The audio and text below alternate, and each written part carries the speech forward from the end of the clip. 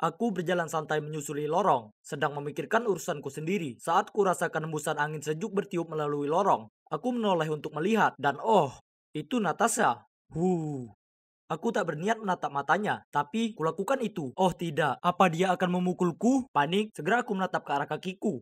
Jantungku berdebar-debar ketakutan, dan di dalam benakku terus kuulangi. Tolong jangan sakiti aku, tolong jangan sakiti aku. Tapi yang melegakan, dia berjalan melewatiku. Hai, aku Markus, dan kalian pasti bertanya-tanya kenapa aku sangat takut dengan cewek itu, ya kan? Nah, ada alasan kenapa nama panggilannya diam tapi mematikan. Dia itu cewek tertinggi di sekolah, seram, dan tak pernah berucap sepatah kata pun. Sekolah penuh dengan rumor tentangnya, seperti bagaimana anak terakhir yang berulah dengannya berakhir di IGD. Tak seorang pun, dan maksudku, tak ada seorang pun yang boleh menatap matanya. Tidak kecuali mereka ingin berakhir tak sadarkan diri. Aku pastinya dapat keberuntungan bisa lolos. Syukurlah tak semua cewek di sekolahku semenyeramkan Natasha. Tidak, sebaliknya ada cewek yang sangat imut bernama Naomi. Dia cantik, manis, dan lembut. Hanya saja, dia juga sangat populer dan pacaran dengan Nicholas, kapten tim basket. Jadi, kusimpan sendiri saja perasaanku dan melanjutkan hidupku. Tapi tunggu. Mana buku harianku? Kurasa tertinggal di lab science. Jadi aku bergegas ke sana. Dan oh tidak, Nicholas ada di sana sedang baca buku harianku. Aku langsung merebut itu darinya, tapi sudah terlambat. Dia sudah memotret lirik lagu yang kutulis tentang perasaanku terhadap Naomi. Sial. Jadi biar kuluruskan ini. Cowok kutu buku sepertimu beraninya menghayalkan Naomi. Tapi kita ada masalah di sini. Dia itu pacarku. Apa kau tak tahu? Tunggu, bukan seperti itu. Tapi aku akan menghindar darinya. Aku janji. Nicholas memberiku tatapan menakutkan. Tak ada hal baik yang datang dari tatapan macam itu. Kusiapkan diri menghadapi apa yang akan dia lakukan selanjutnya. Kau harus lakukan apa yang kukatakan. Kalau tidak, aku akan menghancurkan hidupmu. Hah? Apa dia serius? Menilai dari seringai liciknya, yap, dia 100%. Serius. Aku mau kau mengajak Natasha jalan. Pastikan kau lakukan itu di depan seluruh kelas. Apa? Natasha? Cewek menakutkan itu? Bagaimana aku bisa? Jika kau menolak, seluruh sekolah akan tahu soal ini. Kemudian dia melambaikan ponselnya di depanku. Nicholas yang keji. Tapi aku tak bisa ambil resiko laguku disebar ke semua orang. Jadi sepertinya aku tak punya pilihan lain. Jadi hari berikutnya aku berjalan mendekati bangku Natasha dan bertanya padanya. Natasha, maukah kau jadi pacarku? Seluruh kelas terdiam. Lalu mereka tertawa terbahak-bahak. Dia melotot padaku.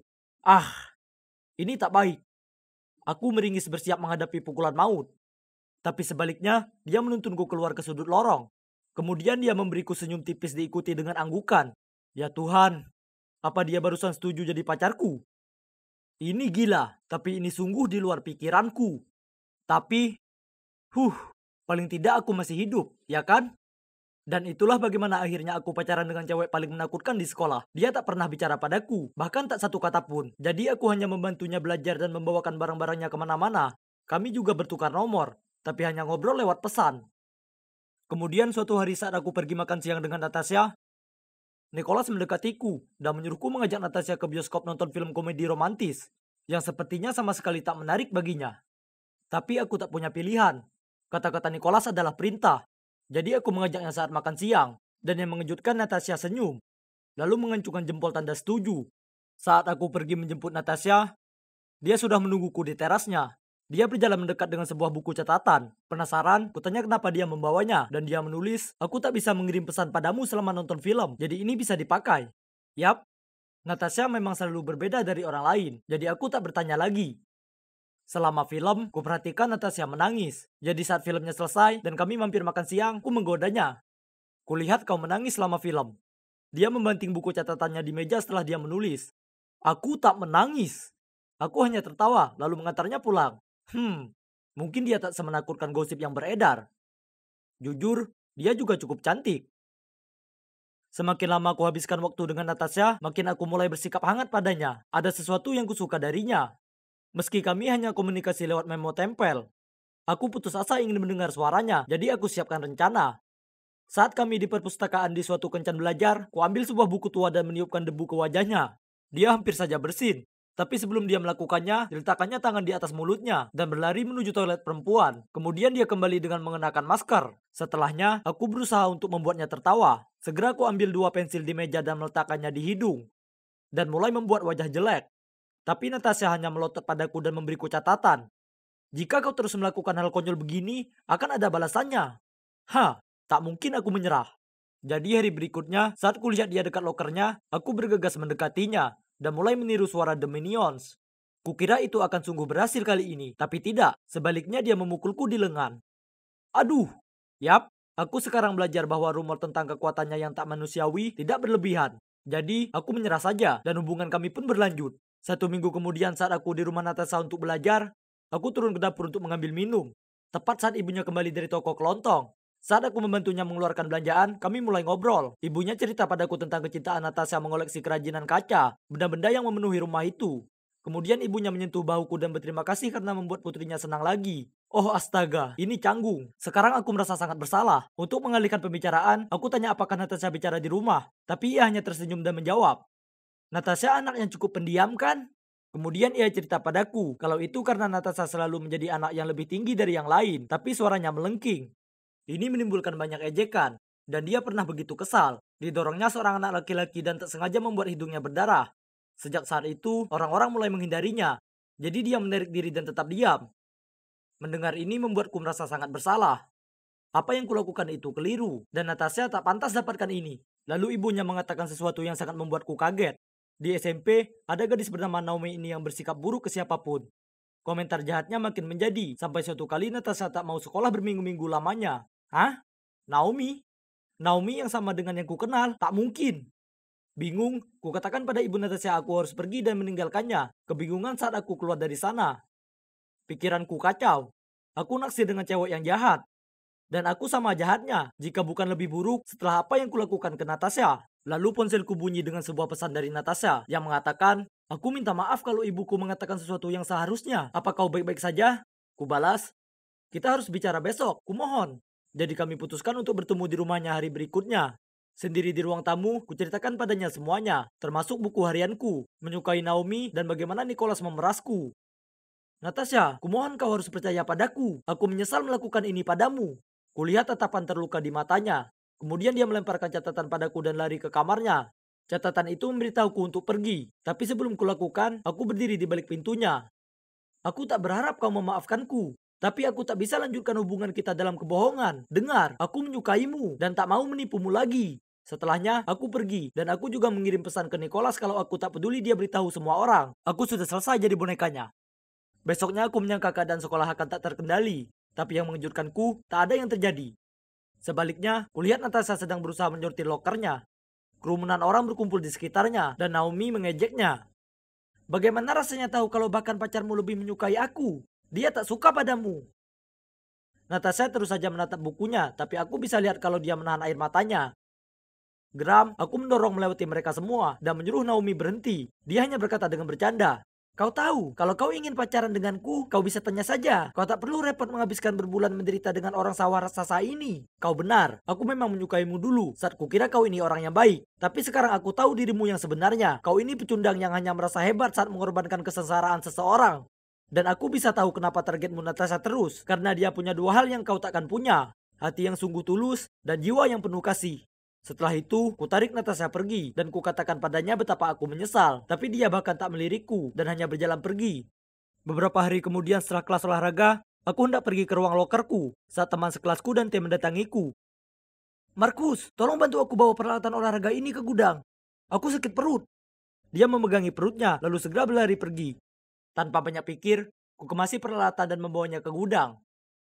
Segera setelah kuletakkan, ku sadari kalau Nicholas, Naomi, dan beberapa cowok dari tim basket sedang menungguku di sana. Oh Markus, apa kau benar suka dengan Natasha? Yang aneh itu, aku tak menyangka itu. Dan kemudian sekelompok itu mulai tertawa terbahak-bahak. Kau tak berhak berkata seperti itu padanya. Lihat dirimu sendiri. Wah, apa kau membelanya? Lalu dia menoleh ke Nicholas. Sayang, tunjukkan padanya siapa bosnya di sini. Lalu dikeluarkannya ponselnya dan mulai merekam. Nicholas menyeringai, lalu menarik kerah kemejaku dengan satu tangan dan mengulurkan tinjunya ke arahku dengan tangan satunya. Aku berusaha berontak tapi tak bisa lepas. Dia terlalu kuat.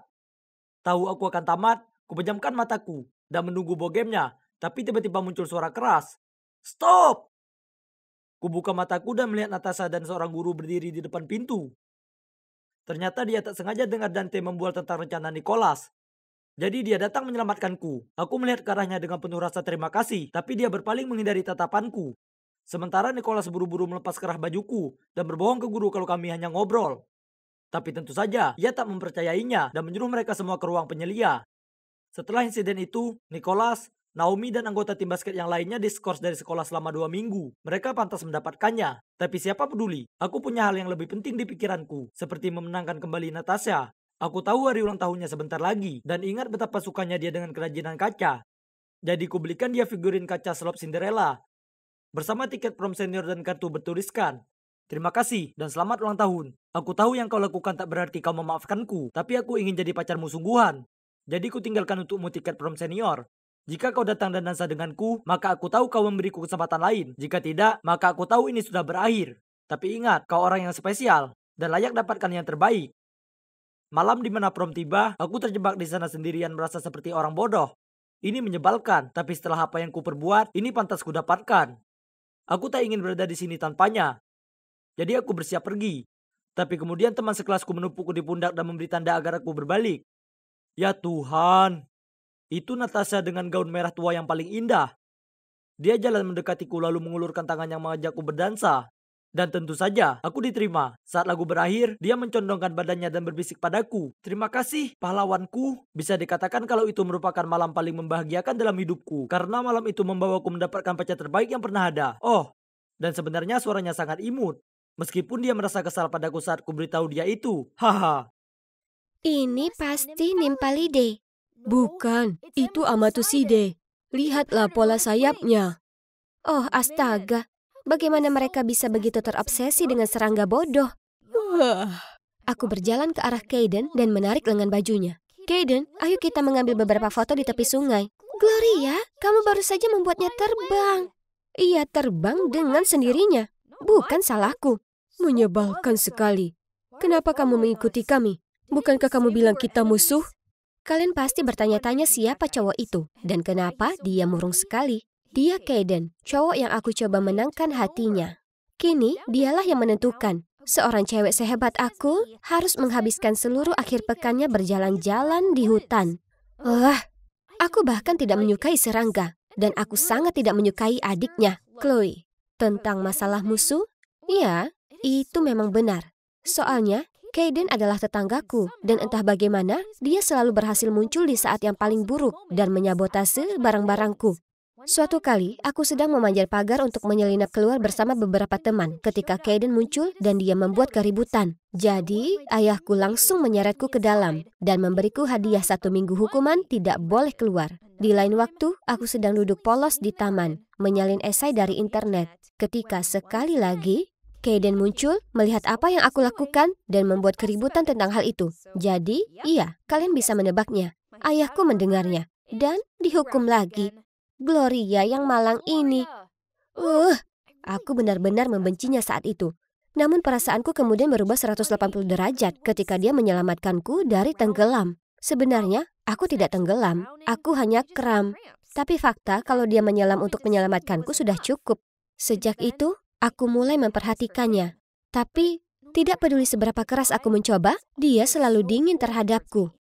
Tidak mungkin aku menyerah semudah itu. Soalnya, seseorang yang mempesona sepertiku punya kebiasaan mendapatkan apa yang aku inginkan. Dengan mengingat hal ini, aku mengejar mereka. Tapi ada dahan yang menghalangi jalanku, dan aku terguling menuruni bukit. Segala sesuatu di sekitarku berputar, lalu dunia menjadi gelap. Astaga, mataku. Ada apa dengan cahaya terang yang menyilaukan? Aku mencoba untuk duduk, mengucek mataku, lalu melihat Kaden dengan panik berlari ke arahku. Gloria, kamu sudah bangun. Apa ada yang terasa sakit? Oh, ya, benar. Aku terjatuh dan pingsan. Tapi, tunggu dulu. Apakah Kaden mengkhawatirkanku? Andai saja dia selalu memperlakukanku seperti ini. Tiba-tiba, sebuah ide terlintas di benakku. Aha! Gloria, kamu baik-baik saja? Hah? Siapa kamu? Kenapa aku di sini? Kaden panik dan berlari mencari dokter, sementara Chloe menghampiriku. Kamu benar-benar tidak ingat kami? Aku pura-pura kaget. Mataku terbuka lebar dan bertanya siapa Chloe. Lalu dokter masuk. Setelah beberapa kali tes, dia bilang tidak ada luka parah. Tapi aku pasti menderita kehilangan ingatan jangka pendek. Tentu saja, kemampuan aktingku setingkat artis Hollywood. Dan tidak mengherankan, sejak saat itu, sikap Kaden terhadapku sangat berbeda. Tidak ada lagi kemurungan, malah dia sangat manis. Jadi, semua kepalsuan ini sangat berharga. Aku hanya punya satu gerbang yang harus dilewati, si gadis licik Chloe itu. Ada yang percaya diri melakukan rutinitas minggu lalu? Ini akan menguntungkanmu terhadap evaluasi susunan pemain. Tidak mungkin aku melewatkan kesempatan ini, jadi aku segera mengangkat tangan. Setelah berhasil menyelesaikan tariannya, semua orang memujiku, kecuali Chloe. Dia menatapku dan berkata, bukannya kamu menderita amnesia, Gloria? Bagaimana kamu masih ingat tarian ini? Ups, aku lupa tentang bagian kehilangan ingatan. Baiklah, aku menonton klip dance-nya secara online dan bergadang semalaman untuk berlatih, karena aku tidak ingin menjadi kambing hitam di tim kita. Chloe masih menatapku, tapi tidak berkata apa-apa lagi. Hampir saja. Aku harus lebih berhati-hati mulai sekarang. Keesokan harinya, aku sedang menyimpan buku-bukuku. Ketika tiba-tiba, Chloe berlari mendekat, merangkul bahuku, dan dengan bersemangat berkata, "Hei Besti, kita akan pergi ke mall sore ini kan?" Hah? Untuk apa? Oh, aku lupa. Kamu tidak ingat apa-apa. Minggu lalu kamu berjanji akan mengajakku memilih hadiah ulang tahun. Besok adalah ulang tahunku, jadi aku akan menemuimu di gerbang sekolah setelah bel terakhir, oke? Apa? Apa yang dia lakukan? Kami bukan teman, dan aku tidak pernah setuju untuk membelikannya apapun. Dia hanya mencoba mendapatkan hadiah dariku. Tapi karena aku seharusnya menderita amnesia, aku juga tidak bisa mengungkapnya. Sungguh membuat frustrasi. Dia tanpa ragu memilih gaun termahal di toko. Aku tertawa sambil menangis saat melihat label harganya. $150 yang luar biasa. Tapi bukan itu saja. Saat kami hendak meninggalkan mall, tiba-tiba Chloe menoleh ke arahku dan kembali memasang senyum palsunya. Hei Gloria, lakukan ini dengan wajahmu. Aku akan membuatkan video TikTok untukmu. Lalu dia menunjukkan teleponnya padaku. Hah? Apa ini? Mereka semua berwajah jelek. Aku segera melambaikan tangan. Tidak mungkin, mereka terlihat menjijikkan. Wah, itu lucu. Ini semua video yang kamu kirimkan kepadaku beberapa hari yang lalu dan memintaku untuk merekamnya untukmu. Kemudian, Chloe mengangkat teleponnya. Dan aku tidak punya pilihan selain melakukannya. Astaga, aku tidak ada bedanya dengan boneka di tangannya. Parahnya, video tersebut dengan cepat menjadi viral di seluruh sekolah. Dan sekarang, setiap kali orang melihatku, mereka akan meniru gerakan konyol itu dan tertawa terbahak-bahak. Chloe yang menjengkelkan itu. Kenapa dia terus membuat hidupku seperti neraka? Akhir pekan ini akan ada berkemah alam semalaman. Semua orang tampak bersemangat, kecuali aku. Alam sangat buruk. Lalu tiba-tiba Chloe angkat bicara. Bu, kakakku Kaden sedang belajar biologi. Bolehkah aku mengundangnya untuk datang dan membantu? Telingaku terangkat mendengar nama Kaden. Tentu saja gurunya menyetujuinya. Ini berarti menghabiskan seluruh akhir pekan bersama Kaden dan duduk di dekat api unggun, bersandar di bahu satu sama lain, dan menatap bintang-bintang. Ya Tuhan, betapa romantisnya. Tapi ekspektasi tidak sesuai kenyataan. Kaden begitu sibuk sehingga aku bahkan belum melakukan kontak mata dengannya. Aku sedang duduk dan memperhatikan Kaden menginstruksikan pada siswa tentang cara mengenali jamur beracun ketika tiba-tiba seseorang menepuk bahuku. Itu Chloe. Hei, ayo pergi ke sungai terdekat untuk mengambil foto. Itu sangat membosankan. Aku sudah mengambil jutaan foto di sungai bodoh itu. Karena aku berada di sini setiap minggu bersama Kaden dan saudara perempuannya yang menyebalkan ini. Tapi, ya, menurutku itu masih lebih menyenangkan daripada duduk di sini sendirian, kan? Jadi, aku berpura-pura tertarik dan mengikutinya. Wow, tempat ini indah sekali. Hentikan tindakan itu. Sekarang hanya ada kita berdua. Jadi kamu tidak perlu berpura-pura lagi. Aku tahu semuanya. Chloe menyeringai dan melanjutkan. Sekarang mari kita lihat bagaimana kamu keluar dari masalah ini. Hah? Apakah dia sudah tahu semuanya? Jadi selama ini dia hanya berusaha membuktikan bahwa aku berbohong tentang kehilangan ingatan? Usaha yang bagus, Chloe. Tapi aku bisa menelpon seseorang untuk meminta bantuan. Dah. Hei, di mana ponselku? Ya Tuhan, aku meninggalkannya di tenda. Apa yang harus aku lakukan sekarang? Aku tahu jalan pulang. Tapi jika aku kembali sendirian, Rasanya seperti rela jatuh ke dalam perangkap Chloe. Dan amnesia palsuku akan terungkap. Saat itu, Kaden mungkin bahkan tidak mau menatapku. Mustahil. Hal seperti itu tidak mungkin terjadi. Seseorang akan segera datang mencariku. Lalu aku duduk di tunggul pohon terdekat dan menunggu. Tapi hari mulai gelap dengan cepat. Dan kenapa belum ada yang datang mencariku? Aku sangat lapar. Aku belum makan apapun selama berjam-jam. Tiba-tiba, dahan di belakangku mengeluarkan suara aneh yang membuatku gemetar ketakutan. Mengesampingkan pikiranku, aku buru-buru menemukan jalan kembali ke perkemahan. Di tengah perjalanan, tiba-tiba aku melihat dua sosok berjalan ke arahku. Namun mereka terlihat sangat berdebat cukup sengit. Apa kamu tahu betapa berbahayanya di hutan malam hari? Bagaimana jika sesuatu terjadi pada Gloria? Dia tahu jalan pulang. Dia hanya berpura-pura untuk menarik perhatianmu. Atau apakah kamu takut ayahnya tidak akan mempekerjakanmu lagi? Tunggu sebentar. Suara-suara itu sangat familiar. Apakah mereka Kaden dan Chloe? Tapi apa yang mereka bicarakan? Ayah? Memperkerjakan? Apa maksudnya? Aku mengambil langkah cepat ke depan dan tercengang saat melihat Kaden dan Chloe secara langsung. Begitu dia melihatku, Kaden dengan panik bertanya, "Kamu baik-baik saja? Apa yang kalian berdua bicarakan? Dan apa hubungannya dengan ayahku?" Saat Kaden masih bingung, Chloe merasa kesal dan berkata, "Ayahmu yang mempekerjakan Kaden untuk menjaga dan melindungimu. Sekarang berhentilah bertanya kenapa dia selalu muncul di waktu yang tepat untuk menghentikan kenakalanmu." Apa? Apa yang baru saja Chloe katakan? Benarkah ayahku yang mempekerjakan Kaden? Aku harus segera pulang untuk meminta ayahku menjelaskan semuanya. Aku bergegas pergi, tapi masih bisa mendengar suara Chloe di belakangku. "Lihat, sudah kubilang ingatannya masih utuh. Itu semua hanya akting." Begitu sampai di rumah, aku menerobos masuk ke kantor ayah. "Apakah ayah mempekerjakan Kaden untuk mengawasiku? Kenapa kau melakukan itu?" Melihat dia tidak bisa menyembunyikannya lagi, ayah menceritakan semuanya padaku. Ternyata, beberapa tahun yang lalu, secara kebetulan, dia melihat Kaden melindungi Chloe saat Chloe membuat keributan di toko kelontong. Dan dia terkesan dengan kedewasaannya. Belakangan, dia juga mengetahui bahwa orang tuanya sudah lama meninggal, dan mereka tinggal bersama neneknya. Ini adalah situasi yang sangat menyedihkan. Jadi, ayah mendapat ide untuk membayar Kaden untuk mengawasi dan melindungiku, yang membuatnya merasa lebih yakin dengan putrinya yang nakal dan licik. Dan pada saat yang sama, ini akan membantu keluarga Kaden memenuhi kebutuhan hidup mereka. Jadi, ternyata Kaden menyelamatkanku bukan karena dia orang baik, tapi hanya demi uang ayahku. Aku sangat kecewa dan sedih sehingga aku mengunci diri di kamar selama akhir pekan.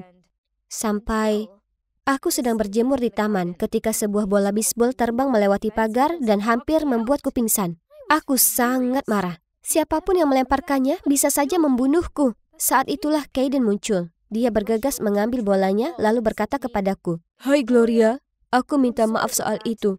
Temanku sedang berkunjung dan dia payah saat melempar bola." Aku melipat tanganku dan bergumam, "Terserahlah." Dia mulai berjalan pergi, lalu berhenti, kembali menatapku dan berkata, "Lihat Gloria, ayahmu membayarku untuk melindungimu. Dan aku mengenalmu dan sifat penipumu. Jadi aku tahu sejak awal bahwa kamu berpura-pura kehilangan ingatan. Masalahnya, menurutku itu lucu kalau kamu melakukan itu hanya untuk membuatku terkesan." Aku memberinya pandangan skeptis. "Apa dia serius?" "Aku menyukaimu. Aku, sudah menyukaimu sejak lama. Tapi aku punya tugas yang harus kupikirkan. Tapi aku sudah memikirkannya dan memberitahu ayahmu bahwa aku berhenti. Aku tidak ingin menjadi penjagamu lagi. Aku lebih suka menjadi pacarmu. Jadi, bagaimana menurutmu?" Oh, betapa beraninya orang ini. Aku gagal menahan senyumanku ketika menjawab. Aku kira menjadi pacarmu pasti menyenangkan. Tapi tidak ada serangga lagi. Lalu aku melompat dan memeluknya. Jadi, sekarang aku dan Kaden resmi pacaran. Dan aku tidak perlu berpura-pura kehilangan ingatan lagi. Hei, menurutku itu tidak terlalu mengejutkan. Aku bilang aku selalu mendapatkan apa yang kuinginkan. Kupejamkan mataku dan kuhirup napas dalam-dalam. Ya Tuhanku, aku gugup sekali. Kalian tahu, ini hari pertamaku sebagai anak magang di perusahaan yang sangat besar ini. Di satu sisi, kegelisahan tak berhenti menghantuiku. Tapi di sisi lain, sebenarnya aku tak sabar untuk mulai kerja di kantor yang profesional dan mewah ini. Punya meja kerjaku sendiri, PC-ku sendiri, dan mengerjakan semua dokumen. Seru sekali. Tapi, ya, ternyata itu tak sepenuhnya seperti harapan. Yang kulakukan di hari pertamaku adalah membuat banyak sekali kopi, membelikan makan siang semua orang, dan terus lakukan printing. Oh, aku lupa perkenalkan timku ke kalian. Yang di sebelah sana itu Queen, tim leader kita. Lalu cewek di sebelah sana itu Severin. Cowok yang duduk di pojok itu Bob. Dan aku adalah Laura yang manis. Lalu, saat ku bawakan lagi kopi dan kue untuk mereka masing-masing supaya kenal lebih dekat, si manajer, Christian, mendatangi departemen kami dan mulai berteriak ke Queen. Kenapa saya belum terima laporan proyek yang sedang dikerjakan? Maaf, bos. Kami agak kekurangan tenaga. Kekurangan tenaga, hah? Lalu kenapa tiap kali aku lewat kulihat anak magang itu mengerjakan hal yang tak penting? Aku tak pekerjakan dia untuk menunggui kalian. Apa itu jelas? Lalu Christian menatapku dan berkata, Kau, anak magang, ke kantorku. Ku ikuti Christian ke kantornya dengan perasaan sangat cemas. Apa aku melakukan kesalahan? Lalu tiba-tiba Christian memelukku dari belakang. Aku sangat tersentak sampai langsung kudorong dia menjauh. Apa yang kau lakukan? Kau tak bisa lakukan itu di sini. Maaf, lihat kamu di sini saja membuatku senang sekali. Tapi, kenapa berwajah tegang begitu? Oh, aku tak pernah melihatmu membentak orang lain. Jadi itu cukup menakutkan. Itu? Oh, itu bukan apa-apa. Kalian mungkin bertanya-tanya kenapa manajerku memelukku. Nah, sebenarnya Christian itu pacarku. Kalian tahu, aku di semester akhir perkuliahanku. Kukatakan padanya kalau aku ingin magang karena itu akan berguna untukku. Jadi dia memaksa agar aku magang di perusahaannya. Awalnya, kurasa itu bukan ide yang bagus. Maksudku, pasangan yang bekerja bersama biasanya tak langgeng, ya kan? Tapi dia berhasil yakinkan aku sebaliknya. Jadi inilah aku. Meski begitu, aku tak ingin ada orang di kantor tahu tentang hubungan kami. Karena itu, tak kubiarkan dia mengantarku bekerja. Dan makan siang bersama juga tak boleh. Christian tak berkomentar soal ini. Dia mungkin paham kenapa ini penting. Tapi suatu hari, di akhir rapat dengan departemen kami, Christian hendak berjalan keluar dari ruangan rapat ketika tiba-tiba dia berhenti, berbalik dan berkata di depan semua orang. Oh, ngomong-ngomong, aku ingin kalian tahu, Laura itu pacarku. Oke, bye. Ya Tuhanku, kenapa dia lakukan itu? Semua orang langsung menoleh dan menatapku dengan ekspresi kaget. Dan aku ingin merosot dari kursi dan sembunyi di bawah meja. Aku segera ke kantor Christian dan meminta penjelasan. Kemarin aku makan siang dengan manajer dari departemen lain, dan dia bilang dia menyukaimu dan ingin mengajakmu keluar. Jadi, kupikir paling baik memberitahu semua orang kalau kau pacarku. Apa aku benar? Apa? Tidak. Laki-laki dan ego bodoh mereka. Bagaimanapun, kuharap itu tak akan mempengaruhi apapun. Tapi seperti yang kutakutkan, ternyata benar. Sangat benar. Dari sejak semua orang tahu aku pacar Christian, mereka mulai perlakukan aku berbeda. Setiap kali aku masuk ruangan, mereka langsung berhenti bicara dan memandang aneh. Atau setelah kerja, mereka mau pergi minum-minum tapi sengaja tak mengajakku. Rasanya menyebalkan dikucilkan seperti itu. Lalu kemudian suatu hari hal itu menjadi makin buruk. Aku tiba di kantor lebih awal karena ada email yang perlu dikirim sebelum jam 9.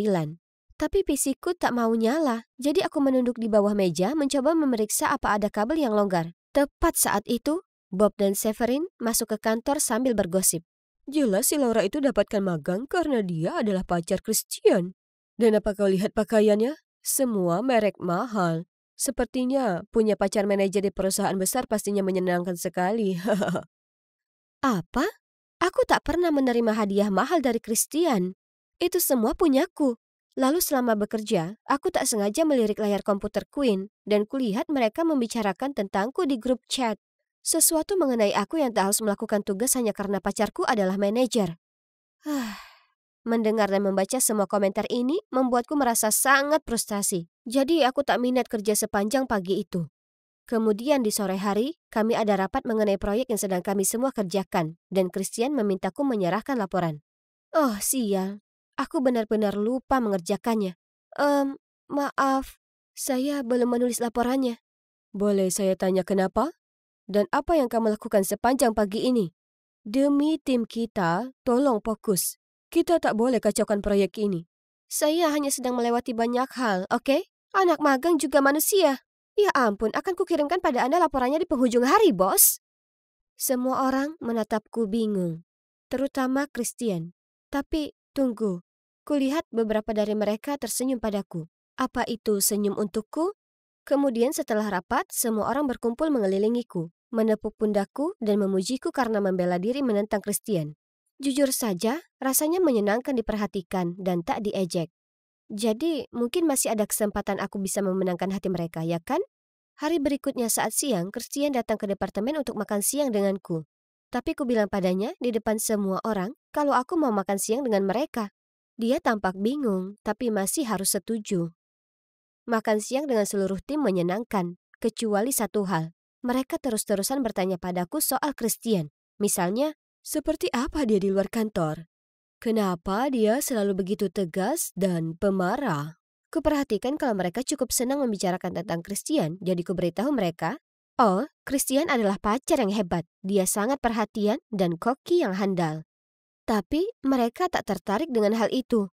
Oh tidak, mereka cuma peduli soal kebiasaan buruknya. Baiklah, jadi ku beri mereka apa yang mereka mau. Itu, aku tak suka dia yang selalu sangat tepat waktu.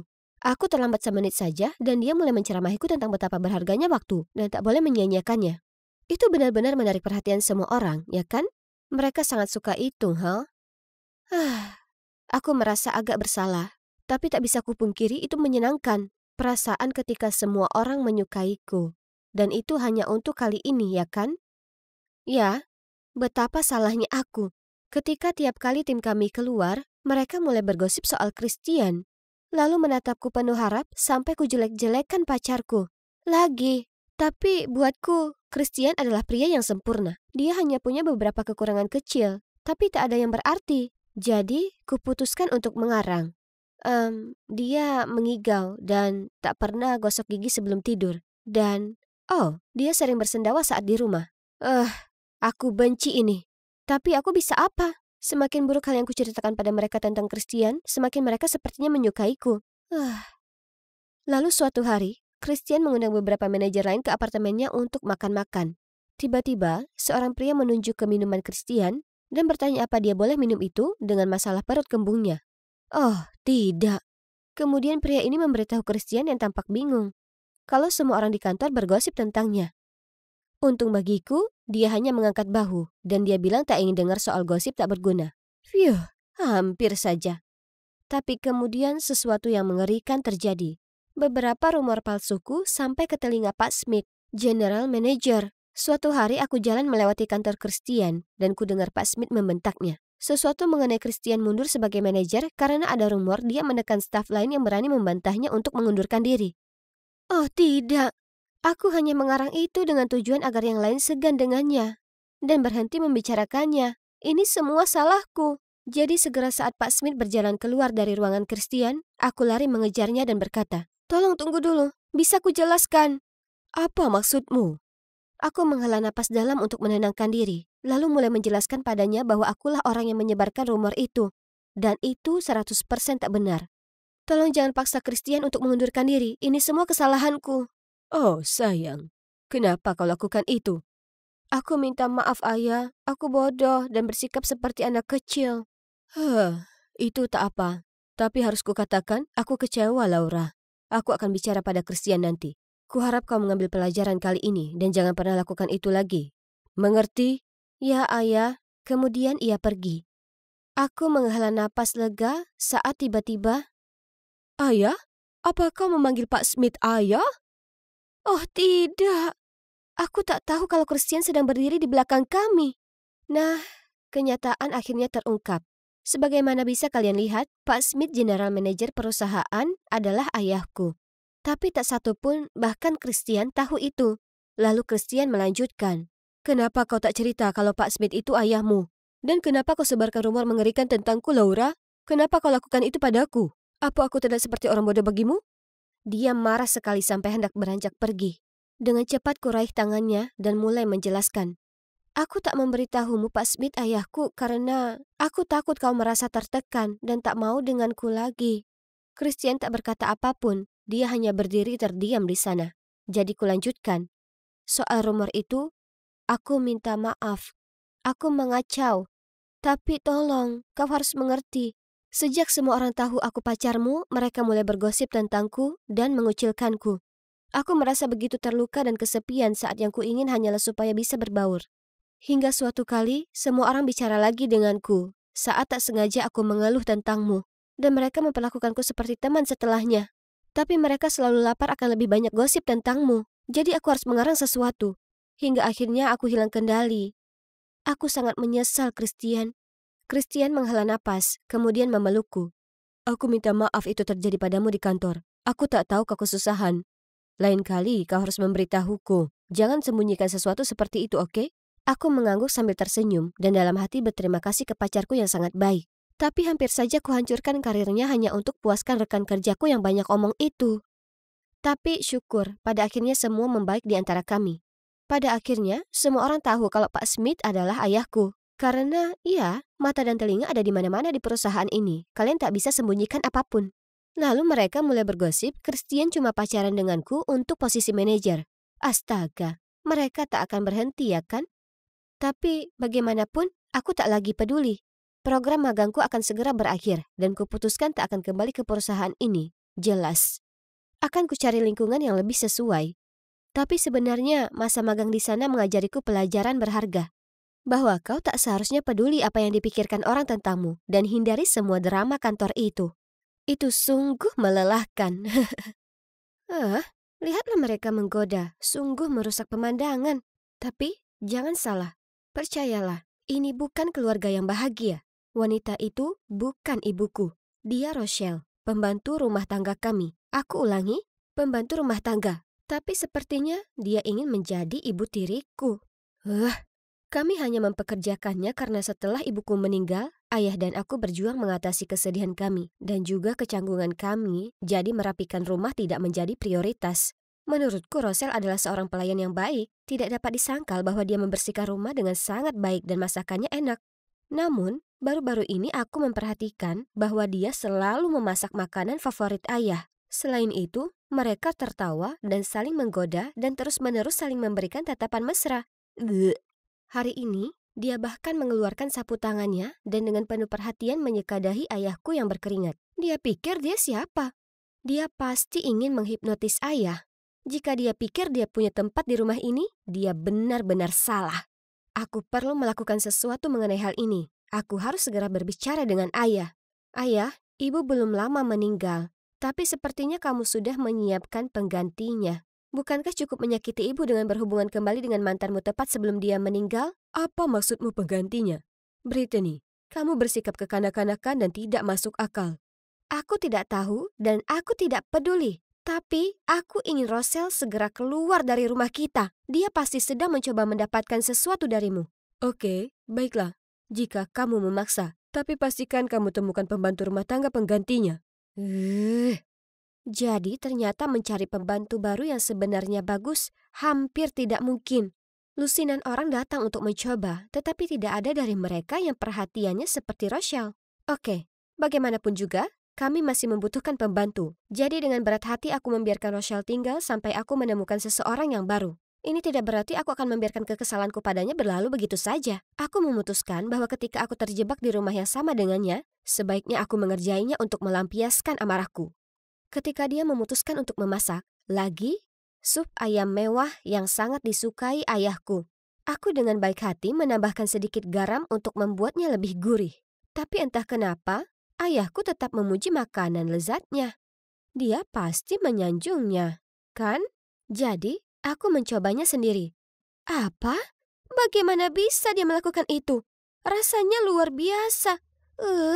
Di lain waktu, aku meniru trik yang aku lihat di TikTok dengan menempelkan lapisan bungkus makanan di pintu Rochelle. Lalu bertindak seolah-olah ada keadaan darurat. Cepat! Opennya mengeluarkan suara-suara aneh. Sepertinya ada sesuatu yang terbakar. Rochelle segera berlari keluar kamar dan mau tak mau aku tertawa terbahak-bahak. Wajahnya sungguh lucu. Dia kemudian menatapku dengan bingung dan tersenyum tak berdaya. Kenapa wanita ini tidak pernah marah? Baiklah kalau begitu, mari kita tingkatkan. Aku memutuskan untuk memainkan trik pamungkas. Mengetahui bahwa Rochelle sangat takut pada kecoa, aku memotong bentuk kecoa dari kertas dan meletakkannya di balik kain lampu malamnya. Malam itu, aku sedang tertidur ketika mendengar teriakan nyaring. Ah! Dari kamar Rochelle. Ya, berhasil. Tapi dia sangat ketakutan hingga dia pingsan. Ups, apa kalian tahu hal apa yang paling menyebalkan? Bahkan setelah semua masalah yang kutimbulkan padanya, Rochelle masih tetap sangat manis padaku. Dia selalu menawariku kue dan menanyakan tentang hariku dan hal-hal lainnya. Kurasa dia sedang mencoba memainkan peran sebagai seorang ibu dan aku sama sekali tidak menyukainya. Dia tidak bisa membodohiku. Aku tahu dia hanya menerimaku untuk menyenangkan ayahku. Terima kasih kepada Rochelle, aku bahkan tidak pernah bisa merasa nyaman, bahkan di rumahku sendiri. Namun baru-baru ini, seseorang yang sangat spesial telah datang ke dalam hidupku dan mencerahkan suasana hatiku. Itu sepenuhnya kebetulan. Hari itu, hujan turun deras, sehingga genangan air di mana-mana. Aku sedang dalam perjalanan pulang dari toko kelontong ketika sebuah mobil melaju lewat. Aku pikir aku akan mendapatkan mandi gratis. Tapi tiba-tiba, sebuah lengan menarikku ke belakang dan melindungiku dengan tubuhnya. Seperti di film romantis, berdiri di sana seorang anak laki-laki, basah kuyup, menanyakan apakah aku baik-baik saja. Dia benar-benar membuatku terpesona. Kami berjalan bersama sebentar, dan dia memberitahuku kalau namanya Chris, dan dia tinggal di lingkungan sebelah. Itu dia. Aku harus membuat Chris terkesan dan juga berterima kasih kepadanya karena telah membantuku.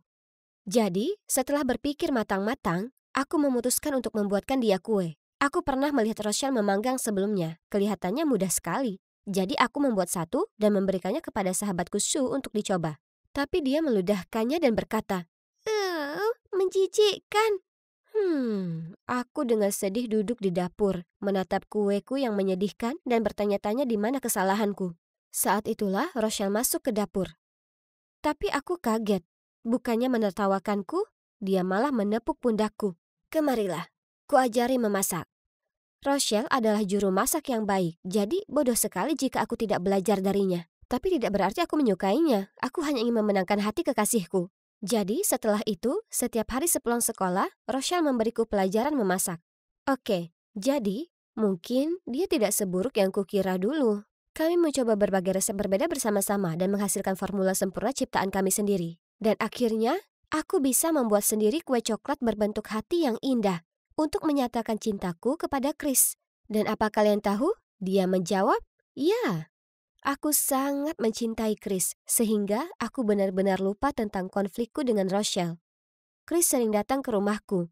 Ayahku dan Rochelle menyayanginya. Jadi sekarang, selain memasak makanan favorit ayahku, Rochelle juga memasak makanan favorit Chris. Dia luar biasa. Dia bisa mengingat semua hal yang disukai dan dibenci Chris, bahkan hal-hal sepele seperti dia alergi kacang. Kami seperti sebuah keluarga, dan harus aku akui rasanya cukup menyenangkan. Dan kemudian, entah dari mana, kejutan dalam hidupku terjadi. Ayahku meninggal karena kanker. Aku bahkan tidak tahu dia sakit. Seperti yang bisa kalian tebak, aku benar-benar putus asa dan tidak ingin melakukan apapun setelah itu. Ibu dan ayahku sama-sama meninggalkanku, hanya dalam waktu 1 tahun. Tapi setidaknya aku masih memiliki Rochelle dan Chris di sampingku. Rochelle merawatku seolah aku adalah putrinya yang sebenarnya. Aku sedang melewati masa-masa sulit dalam hidup, tapi keberadaan mereka membuatku merasa tidak sendirian. Kesedihan itu pada akhirnya akan hilang, dan semuanya akan baik-baik saja mulai sekarang, pikirku. Sampai suatu hari, aku sedang membuat cupcake ketika pengacara ayahku muncul dan menunjukkan kepadaku surat wasiatnya. Ternyata, ayahku mewariskan rumah itu kepadaku, tapi hanya dengan syarat aku mempunyai wali, seorang wanita bernama Laura. Hah? Itu aneh. Aku tidak kenal siapapun yang bernama Laura, tapi... Tunggu. Sepertinya aku pernah mendengar nama ini dari seseorang. Ibuku. Ketika dia berada di hari-hari terakhirnya, ibu pernah memberitahuku bahwa ayahku telah berbicara dengan mantannya lagi, dan namanya adalah Laura. Mungkinkah itu dia? Apa dia serius menjadikan mantannya sebagai waliku? Sulit dipercaya. Aku harus menyelesaikan masalah ini sampai tuntas. Tapi bagaimana aku bisa menemukan misteri Laura ini? Aku tidak punya keluarga, selain Paman Colin. yang tinggal di Perancis. Jadi aku menghubunginya dan menceritakan semuanya. Dia langsung terbang kembali dan meskipun aku sudah bertahun-tahun, aku tidak bisa menahan emosiku dan akhirnya menangis di bahunya. Dan kemudian dia memberitahuku kebenaran yang mengerikan. Laura tidak lain adalah wanita yang baru saja berjalan melewati pintu. Itu Rochelle, wanita yang selama ini tinggal di rumahku. Aku tidak percaya telingaku. Apa yang sebenarnya terjadi? Jadi, pindahnya Rochelle bukanlah suatu kebetulan. Ayahku diam-diam menyelundupkannya sebagai pembantu agar mereka bisa bersama. Rasa sakit dan kekecewaanku sungguh luar biasa. Tapi aku harus tenang agar bisa berpikir rasional. Aku tahu aku harus pintar dan mengungguli Rochelle dalam permainannya sendiri. Sejak itu, aku mulai memperhatikan Rochelle dan menyadari sesuatu yang aneh. Rochelle dan Chris agak terlalu dekat dan intim. Aku sering melihat mereka saling berbisik ketika mereka mengira aku tidak melihat. Apa maksudnya ini? Mungkinkah Rochelle mencoba membujuk pacarku untuk melakukan salah satu rencana gelapnya? Atau, yang lebih buruk lagi, apakah pria yang kucintai berselingkuh dengan wanita yang lebih tua? Kecurigaanku semakin dalam ketika beberapa hari kemudian Chris memberitahuku bahwa dia sakit sehingga aku harus naik bus sekolah selama beberapa hari. Dan Rochelle pun memintaku libur beberapa hari. Mungkinkah itu hanya kebetulan? Menurutku tidak. Jadi aku memutuskan untuk menjadi detektif sekali. Tepat setelah Rochelle pergi, aku mulai mengikutinya. Dan tidak mengherankan, dia pergi ke rumah pacarku. Hai ibu, permisi? Ibu? Dia ibunya? Jadi itu berarti dia tidak hanya menggoda ayahku, tetapi juga menanam putranya untuk mengalihkan perhatianku agar mengambil alih harta keluargaku? Aku mempercayai mereka berdua. Bagaimana mereka bisa begitu kejam? Tiba-tiba, aku teringat detail yang tidak aku sadari sampai sekarang. Setelah memakan makanan yang dia masak, entah kenapa, ayahku menjadi semakin lemah dan akhirnya meninggal dunia. Apakah dia meracuninya? Jika itu masalahnya, maka dia benar-benar ular berbisa yang menyamar sebagai manusia. Aku langsung putus dengan Chris dan memecat Rochelle, lalu pulang dan menceritakan semuanya pada Paman Colin. Setidaknya aku punya dia di sisiku. Sekarang yang perlu kita lakukan adalah menyangkal hak asuhnya atas properti tersebut. Akan kuurus semuanya. Kau hanya lakukan apa yang kukatakan. Kemudian, Paman Colin membantuku menyiapkan tuntutan hukum terhadap Rochelle dan putranya atas tuduhan penipuan. Mereka berdua akan membayar harga atas apa yang mereka lakukan terhadap ayahku dan aku. Oh, tapi masalahnya, sekarang Rochelle tidak tinggal di sini. Rasanya begitu kosong. Aku sangat marah padanya, tapi aku juga mendapati diriku merindukannya juga. Aku mencintai dan mempercayainya. Begitu pula Chris. Dan perasaan seperti itu tidak hilang begitu saja dalam semalam. Tapi saat aku masih memikirkannya, ada pengacara. Lagi. Dan dia ditemani oleh Paman Colin. Apa yang terjadi sekarang? Nyonya Brittany Jensen dengan ini mentransfer seluruh tanah milik 25 Oakwell House kepada Tuan Colin Jensen, sebagaimana ditandatangani oleh kedua belah pihak. Hah? Ditandatangani? Kapan aku menandatanganinya? Aku merampas kertas itu dan berteriak, penipuan! Aku tidak pernah melihat kertas ini. Paman, apa ini? Tolong katakan sesuatu. Aku tidak tahu. Ikuti saja dokumen hukumnya. Tidak. Jadi Paman Colin hanya berpura-pura peduli, padahal sebenarnya dia hanya ingin menipuku agar menandatangani kontrak rumahku? Ya Tuhan, coba pikirkan. Itu pasti hari itu, hari di mana dia memberiku banyak surat untuk ditandatangani. Mengklaim bahwa itu tentang aku yang menggugat Rochelle dan Chris. OMG, penipu yang berbohong. Saat itu aku sangat kesal sehingga aku hanya membaca sekilas halaman pertama tanpa melihat halaman berikutnya. Aku terlalu ceroboh. Mulai besok, Nyonya Brittany Jensen harus mengembalikan semua aset kepada Tuan Colin Jensen. Kamu punya waktu 24 jam untuk bersiap. Aku mencoba meneriaki pamanku, dan kemudian aku mencoba mengajaknya bicara tapi dia tidak peduli. Dia hanya menyeringai padaku dan memberitahuku bahwa dia hanya mengambil apa yang menjadi haknya. Pria yang keji. Jadi sekarang, aku tidak punya apa-apa lagi. Aku diusir dari rumahku sendiri dan ditipu oleh pamanku sendiri. Entah kenapa, tanpa sengaja aku melewati rumah Chris saat dia membuka pintu untuk mengambil kiriman dan mata kami bertemu. Aku berbalik dan mulai melarikan diri, tetapi Chris menyusulku dan meraih tanganku. Bahkan setelah perlakuan burukku terhadap mereka berdua, Rochelle dan Chris masih mengundangku masuk dan membuatkanku makan malam. Dengan malu-malu aku memberitahu mereka apa yang terjadi. Lalu Rochelle menceritakan semuanya padaku. Ternyata ayahku mengetahui bahwa dia mengidap kanker beberapa waktu yang lalu. Namun dia tidak memberitahuku karena dia melihat betapa sedihnya aku setelah kehilangan ibu. Dan dia takut aku akan terlalu khawatir. Rochelle melihat kesehatannya memburuk dan mencari tahu apa yang salah. Jadi dia menawarkan diri untuk merawatnya karena dia masih peduli padanya. Tapi sebagai teman, tidak lebih. Mengenai surat wasiat, ayahku sangat memahami Paman Colin dan dia tidak mempercayainya. Jadi dia memberikan hak asuh kepada Rochelle. Namun tak disangka, pada akhirnya, dengan bodohnya aku tetap terjerumus ke dalam perangkapnya. Mengenai Chris, aku benar-benar tidak tahu kalian berdua mengenal satu sama lain sampai kamu membawanya ke rumah. Tapi saat itu, aku tidak mau mengaku bahwa aku adalah ibunya dan mempengaruhi hubungan kalian. Maafkan aku, Brittany. Brit, tolong tetap di sini bersamaku dan ibu. Kita akan melewati masa sulit ini bersama, oke? Benar, sayang. Apapun yang terjadi, kami tidak akan pernah meninggalkanmu. Aku minta maaf. Aku salah memahami kalian berdua. Tidak apa-apa. Semuanya akan baik-baik saja mulai sekarang. Kamu tidak perlu melakukan ini sendirian. Ya, setiap manusia punya harinya masing-masing. Ini tidak salah. Hidupku kini tidak seperti kehidupanku yang kaya sebelumnya. Tapi aku memiliki sesuatu yang tidak dimiliki oleh pamanku yang licik dan rakus, yaitu orang-orang yang mencintai dan peduli padaku. Apa yang dilakukan pamanku salah, dan Rochelle serta Chris membantuku mengajukan kasus hukum terhadapnya. Untuk saat ini, aku masih belum menyerah pada passionku dalam memasak, dan masih berlatih dengan masterku setiap hari. Dan tahukah kalian, aku baru saja memenangkan hadiah pertama di kompetisi memasak kota. Benar, sebaiknya aku pergi. Karena aku punya rencana memasak besar untuk Rochelle dan Chris. Wow, menakjubkan. Jadi, aku akan tinggal di sini mulai sekarang? Tak dapat dipercaya. Semua terjadi begitu cepat sampai aku kesulitan untuk percaya ini nyata. Kemarin sore, ketika aku bantu-bantu di rumah makan keluargaku, tiba-tiba seorang kru film bergegas masuk dan mengaku mereka dari program reality show Cinta Lama yang Hilang, yang menyatukan kembali anggota keluarga yang hilang. Sementara aku berdiri di sana kebingungan, mereka mengumumkan padaku bahwa aku ini anak hilang dari sutradara kenamaan Gabriel Perez. Apa?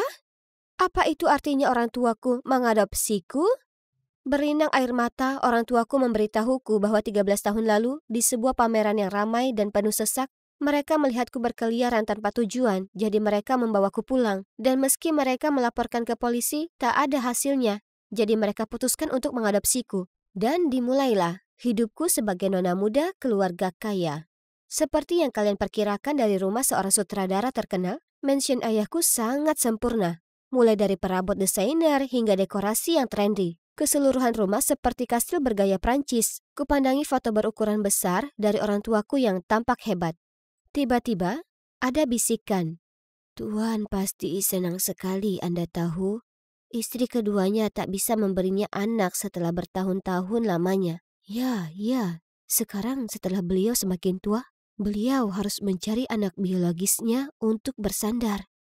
Oh, jadi wanita ini, wanita yang datang dengan ayah di pertemuan kembali kemarin bukanlah ibu kandungku? Kalau begitu, aku penasaran siapa ibuku yang asli. Nona, silakan masuk. Di dalam adalah orang tuaku. Dan beberapa pakar yang kemudian segera menarikku untuk make-up lengkap. Wah, aku terlihat sangat menawan. Rambutku sangat mengkilap dan make-up ini membuatku terlihat glamor.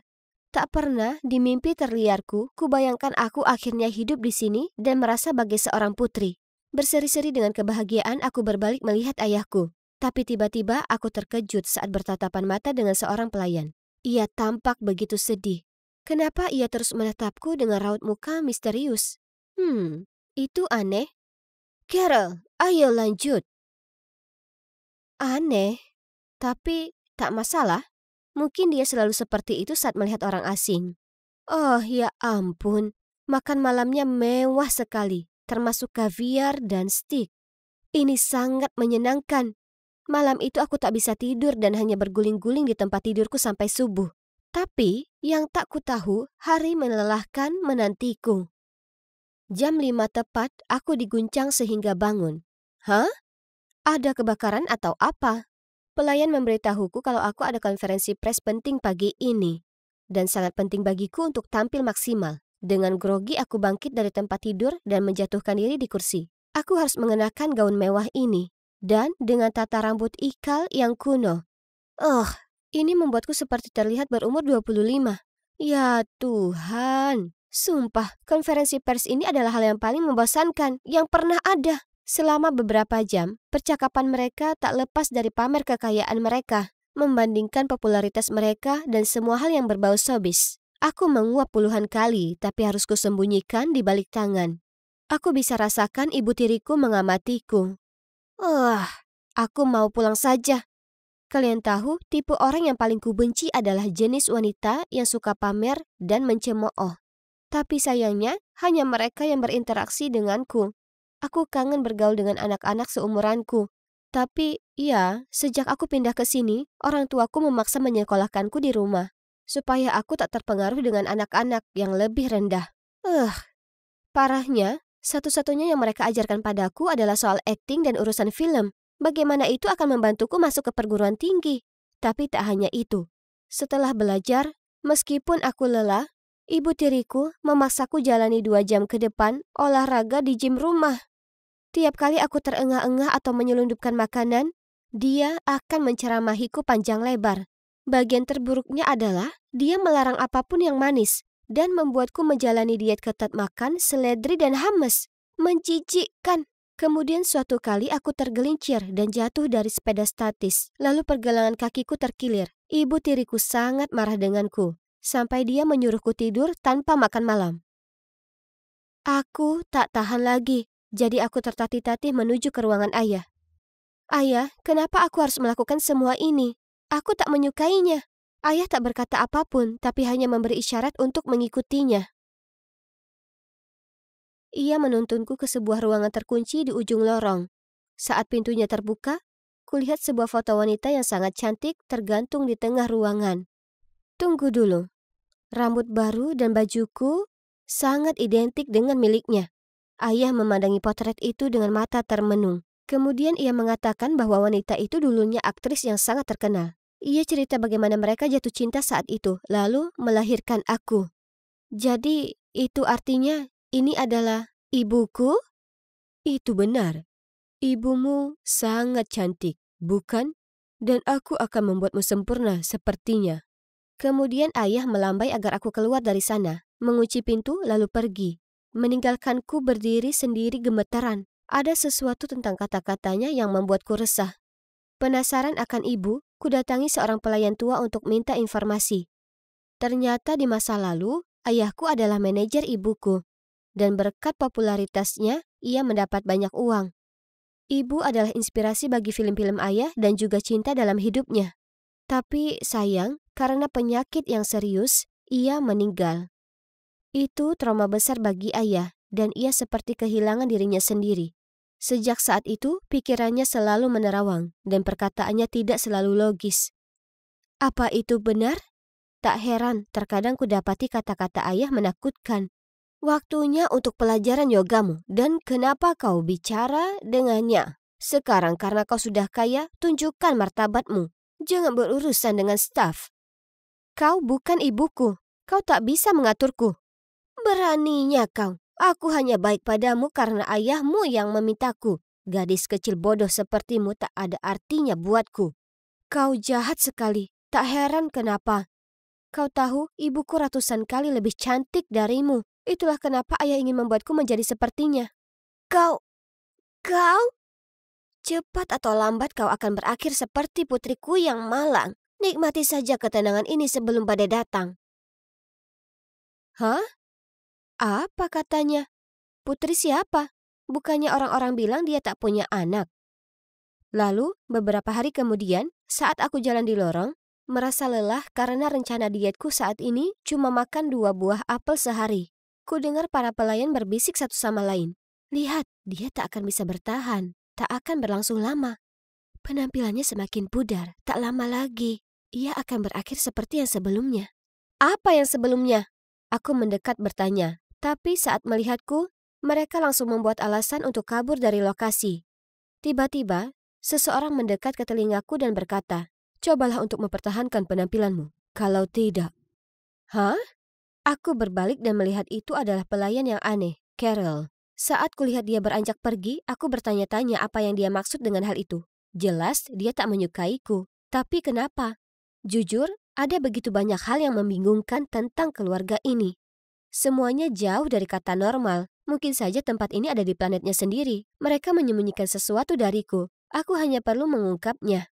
Suatu hari, sementara Ayah dan Patricia pergi ke suatu acara, aku menyelinap ke kamar mereka dan mencari-cari kunci menuju ke ruang rahasia.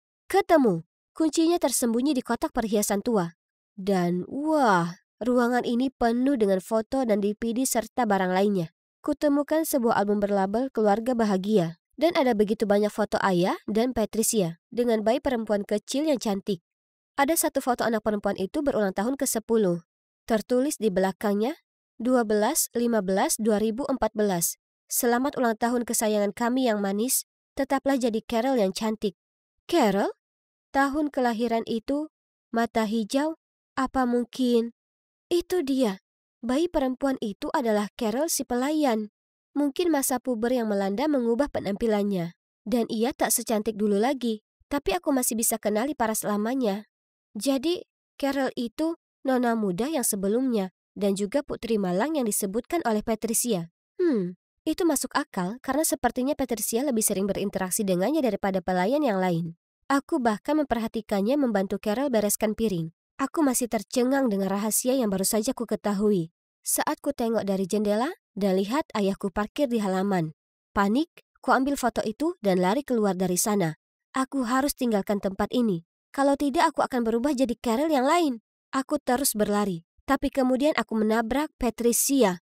Oh tidak, tolong lepaskan aku. Aku tak ingin hidup seperti ini lebih lama lagi. Kumohon. Patricia merebut foto itu dari tanganku, lalu meraih pergelangan tanganku dan menyeretku. Lepaskan aku. Masuk ke dalam mobil. Kemana kau akan pergi? Ke rumah orang tua angkatku. Di perjalanan kami, Patricia cerita padaku semuanya.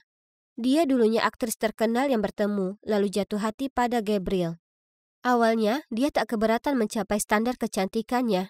Tapi kemudian dia sadar kalau cara dia bersikap dan berpakaian semuanya didasarkan pada mendiang istrinya. Dia kira kalau memiliki anak akan mengubahnya, jadi mereka mengadopsi Carol. Dia sangat cantik saat masih kecil, jadi mereka memanjakannya dan membawanya kemanapun untuk dipamerkan. Tapi saat dia makin dewasa, wajah cantiknya mulai pudar, jadi Gabriel jadikan dia pelayan mereka. Ayahku butuh gadis cantik untuk menggantikannya, untuk jadi inspirasinya, jadi ia putuskan untuk cari yang lain. Faktanya, dia tak punya putri yang hilang. Sebaliknya, dia sewa detektif pribadi untuk mencari kasus anak hilang yang tak terpecahkan, lalu temukan aku. Oh my God, tak bisa dipercaya. Sekarang Patricia juga jenuh jalani kehidupan seperti ini dengan pria yang masih terobsesi dengan istrinya yang sudah tiada. Tapi dia merasa kasihan ke Carol dan juga padaku. Jadi, baiklah, ternyata Patricia tak sejahat yang kukira. Sebaliknya, dia cukup malang. Kami menyesal membiarkanmu pindah ke rumah itu. Aku tahu ada sesuatu yang tak beres dengan situasinya, tapi aku ingin kau bahagia tanpa harus khawatir soal uang. Jadi, kami melepaskanmu. Harusnya kami menyadari, kami sangat menyesal. Aku minta maaf tak bisa menghentikan Gabriel. Dia bertindak terlalu jauh. Aku terisak di pelukan ibu saat kulihat Gabriel. Dia merangsek masuk dan menyeretku bersamanya. Ini milikku, jadi dia ikut denganku. Kau tak bisa membelinya begitu saja, dia putriku. Tepat di saat itu, adikku Hana tiba di rumah dari sekolah. Mata Gabriel berbinar saat melihatnya. Lalu dia langsung bergegas datang dan mencengkram lengannya. Hahaha, kalau begitu aku akan ambil yang ini. Tak begitu cantik, tapi aku bisa mengusahakannya. Kami semua menyerbunya dan membebaskan Hana dari cengkramannya. Gabriel tampak panik dan menolak untuk pergi. Orang tuaku harus mengiringnya keluar dari rumah, lalu menelpon polisi. Jadi, bagaimana sekarang? Nah, awalnya aku cukup marah dengan orang tuaku yang biarkan aku pergi begitu saja. Tapi kurasa mereka hanya ingin aku tak mengalami kesusahan uang atau semacamnya.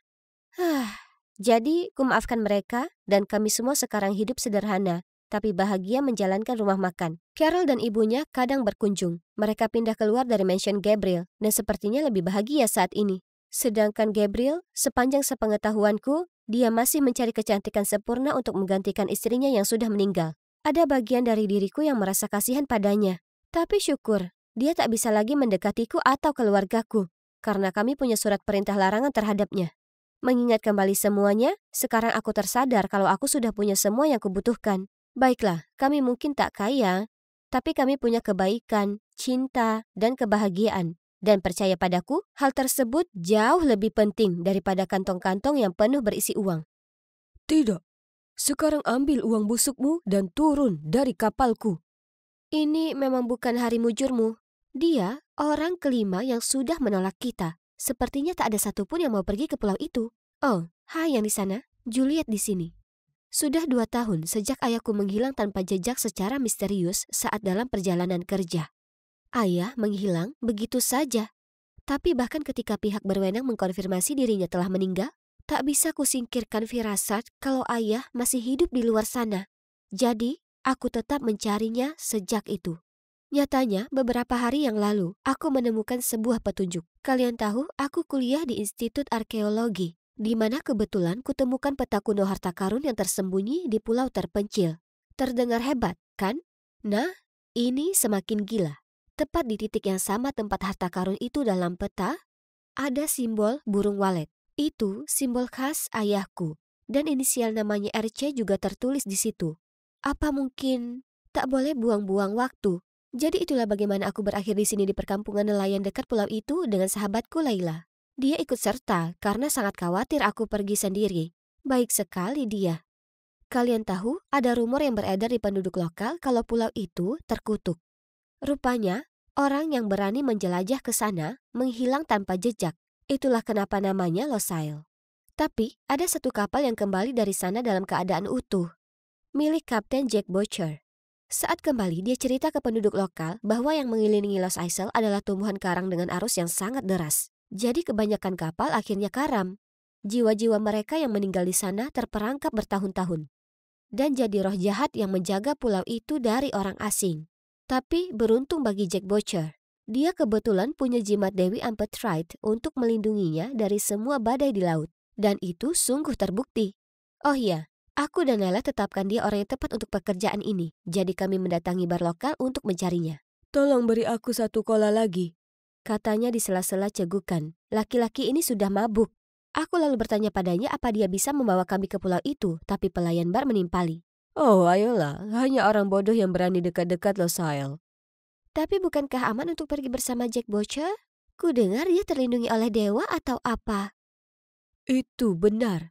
Jack Butcher tiba-tiba meninggikan suaranya. Tapi jimat itu hanya ampuh saat kau di laut.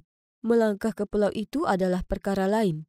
Lagi pula, roh yang menjaga pulau itu menakutkan. Aku tak cukup gila untuk kembali ke sana. Jadi jawabannya tidak. Tapi aku tak akan menyerah. Berapa banyak yang kau inginkan? 50.000 dan aku akan berkata ya. Dia tertawa. Kata-katanya membuat kami tercengang. Ayo kita pulang saja, ini buang-buang waktu. Dia jelas mencoba merampok uang kita. 50.000? Di mana lagi bisa kami dapatkan uang sebanyak itu? Tapi aku sudah begitu dekat dengan ayahku sekarang. Aku bisa merasakannya. Aku tak bisa menyerah di tengah jalan. Tiba-tiba, aku punya ide. Sebenarnya, kami ingin pergi ke pulau itu untuk temukan harta karun yang nilainya lebih dari 50.000 dolar. Jika kau bawa kami bagi 2 harta karunnya. Bagaimana menurutmu? Bagaimana aku tahu kau tak membual? Katanya. Jadi, kutunjukkan petanya. Butuh beberapa menit, tapi akhirnya dia menjabat tanganku dan kesepakatan sudah dibuat. Kemudian dia bilang kami perlu pergi secepat mungkin. Kalau tidak, orang lain akan berusaha mengalahkan kita untuk harta karun itu. Jadi, hari berikutnya pagi-pagi sekali kami menaiki kapalnya The Siren. Dan, aku tak bohong, kami berdua agak takut.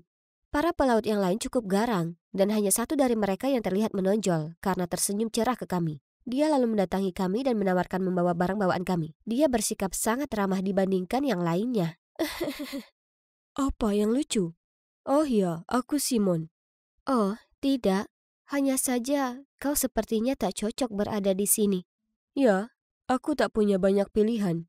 Ayahku adalah kaptennya. Mereka berhubungan darah, tapi ia tak terlihat sama sekali seperti Jack Butcher. Dia bisa lihat dengan jelas aku terkejut karena dia berkata, Semua orang bereaksi seperti itu. Itu benar. Aku tak terlihat mirip dengannya, ya kan? "Ahem."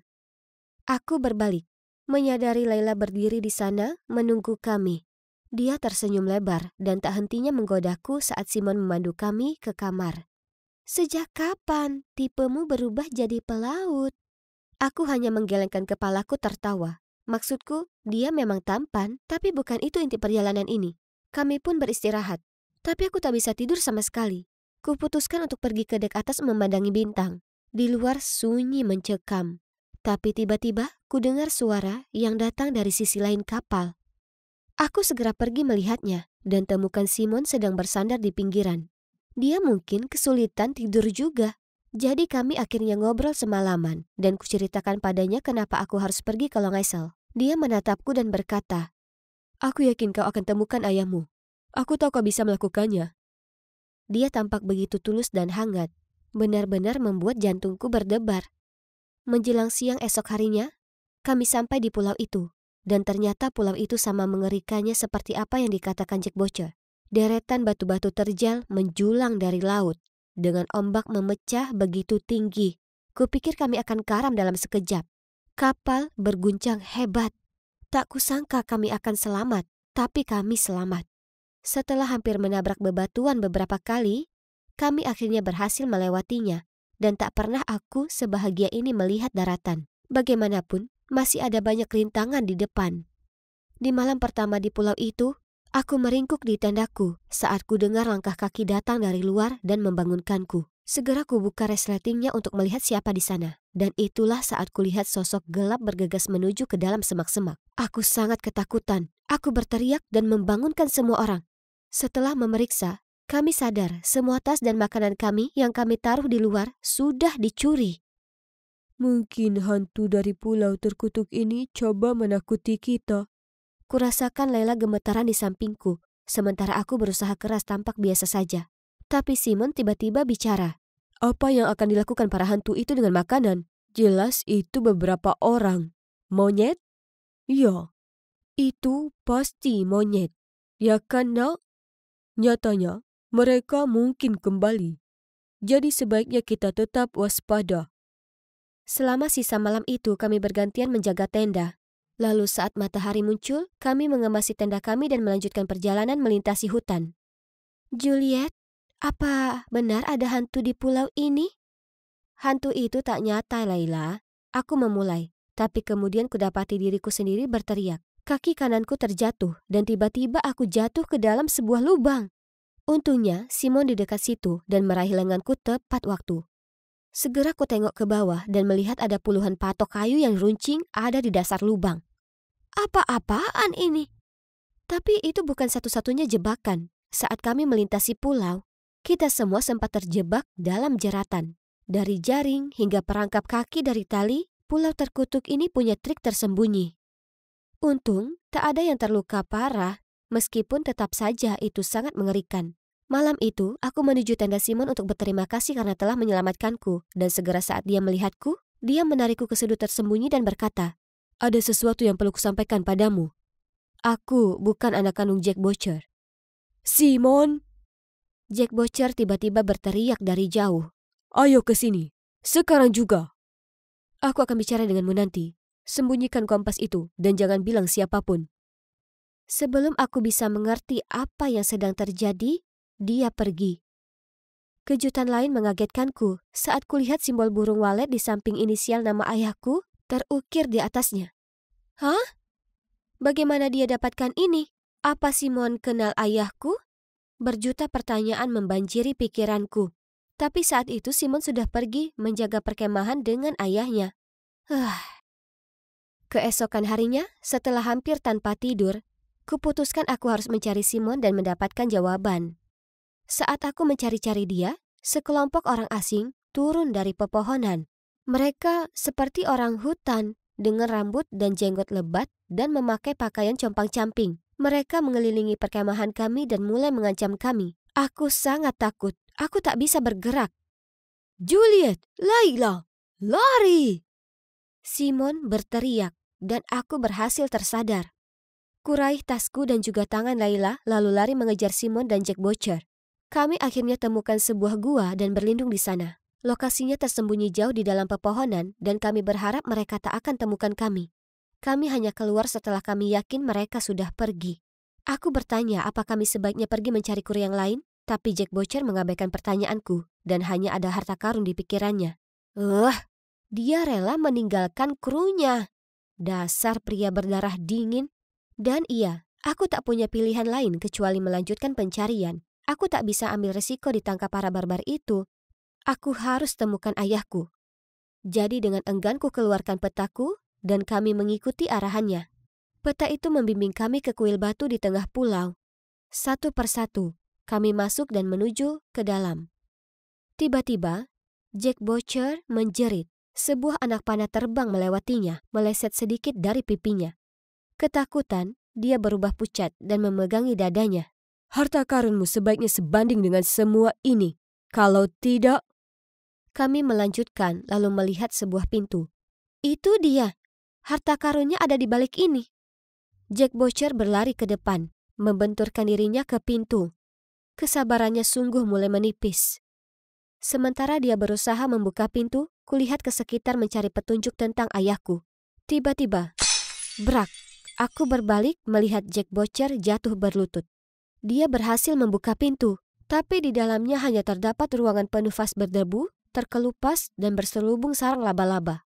Kau menipuku.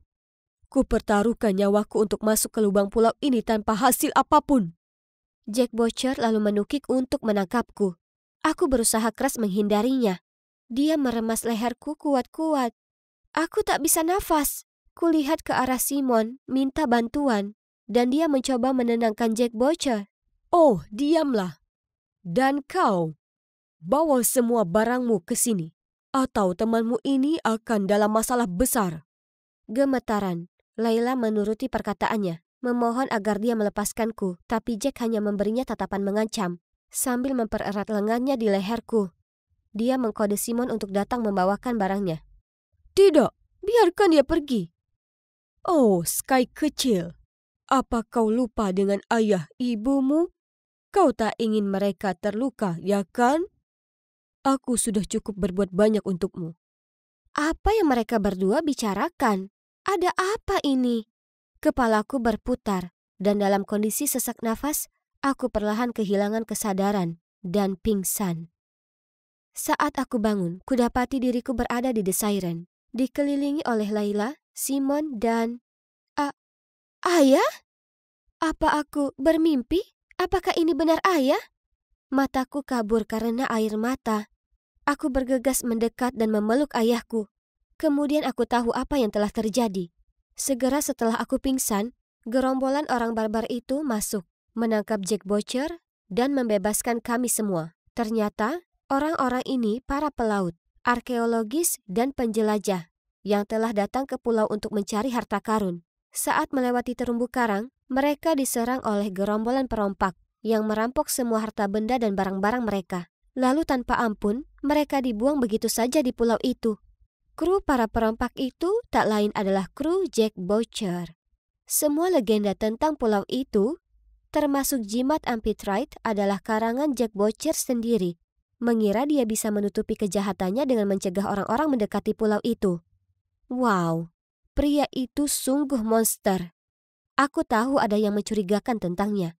Tapi untungnya, dengan mengambil kesempatan para perompak berlayar ke pulau itu, kumpulan korban bersekongkol menangkap mereka dan membebaskan diri dari pulau terpencil itu. Sedangkan Simon, kasihan Simon, dia telah melalui begitu banyak hal. Dia sebenarnya merupakan salah satu korban. 2 tahun lalu, dia dan orang tuanya juga dibuang di pulau itu. Khawatir anak mereka tak akan selamat, orang tuanya memohon Jack Butcher untuk menjadikannya bagian dari kru. Melihat Simon yang kuat dan sehat, Jack Butcher setuju. Dengan satu syarat, jika Simon mengkhianatinya, orang tuanya akan dieksekusi. Berkat Simon, para korban bisa selamat hingga hari ini. Setiap kali kapal mendekat ke pulau, dia akan menyelundupkan makanan dan kebutuhan ke dalam tong dan membiarkannya terapung ke pantai. Langkah yang pintar. Oh, dan bukan itu saja. Ketika Simon berada di pantai, dia telah bertemu ayahku. Dan mereka bahkan sudah bicara sebelum Simon akan naik kapal dan bergabung dengan kru. Tolong, berjanjilah jika kau berhasil kabur. Coba temukan putriku. Dan berikan padanya ini sebagai tanda kalau aku masih hidup dan baik-baik saja. Aku janji. Aku tak percaya ini. Ini semua berkat Simon yang sudah menemukan ayahku. Dia tersenyum baik padaku dan ayah lalu berkata, Lihat, aku tak pernah ingkar janji. oh ya, ketika kapal berlabuh, para perompak langsung ditangkap. Sedangkan untuk korban, mereka akhirnya berkumpul kembali dengan keluarga mereka. Sekarang 1 tahun telah berlalu. Dan jujur, semua ini masih begitu nyata bagiku. Aku dan ayahku menghabiskan sebagian besar tahun lalu mendirikan organisasi untuk membantu orang-orang yang terdampar di pulau itu untuk membaur kembali ke masyarakat. Lela sebenarnya telah menulis buku tentang petualangan kami.